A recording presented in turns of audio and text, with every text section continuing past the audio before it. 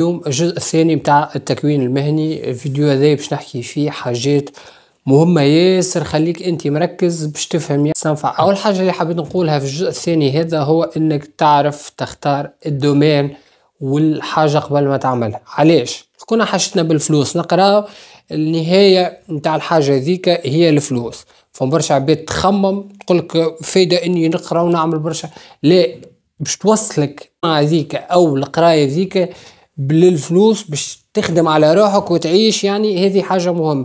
حاول انكم تركزوا يعني في المجال وتشوفوه مطلوب في تونس او خارج تونس، وهذه حاجة يغفلوا عليها برشا. يقرا يقرا يقرا وبعد يلقى الدومين متاعه وبساعده وطايح اوكي باهي انك طلعت وثقفت روحك وصلت لمرحلة كبيرة، لكن الاهم انك تكون ماشي. الحاجة الثانية اللي حبيت نقولها قبل ما تسجل تكون يعني عامل بلان. باش نقرا مثال عامين كذا كذا، من بعد فك العامين هذيك تحضر روحك لحاجة أخرى.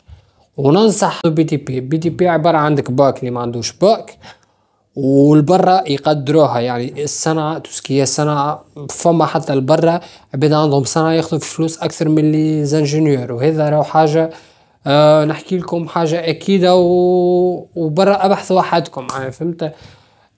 المفيد انكم تربصوا رواحكم تعرفوا شنو تعملوا فهمتني وتختاروا. خاطر برشا عباد حتى ستاجات ما تلقاهاش، يعني يعمل سبيسياليتي ومن بعد ما يلقاش حتى ستاج مش حتى خدمة. افهم انت وحدك فهمت. هو اللي حبيت نقوله يعني في الجزء الثاني توكل على ربي. حتى كان انت قاري نورمال ميسالش تخلي يعني بلان بي اللي هي مثال صنعة عامين ما فيها شيء معناها. بيسكلي عنده الباك ينجم يعمل بي تي اس حاجة روعة بي تي اس، واللي ما عندوش مثال تي بي، واللي يعمل مثال قاري وصل فيه يقرا كسي بي ومن بعد بي تي بي. وراه في الاخر هو باش يطلع مستفيد. راه ما تطلع تهبط راك باش تطلع مستفيد.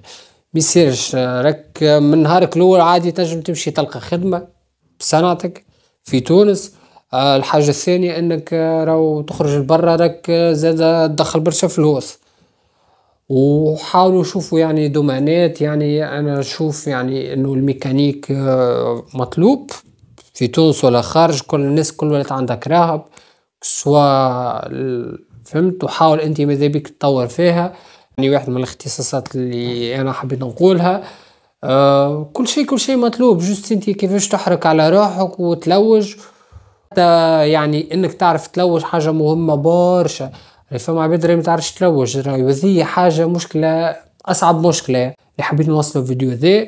الفيديو ذا راهو حبيت نعمله حتى يخرج شخص مستفاد منه، يعني الحمد لله نبدأ فرحان. وكاو هذا هو اللي حبيت نوصله.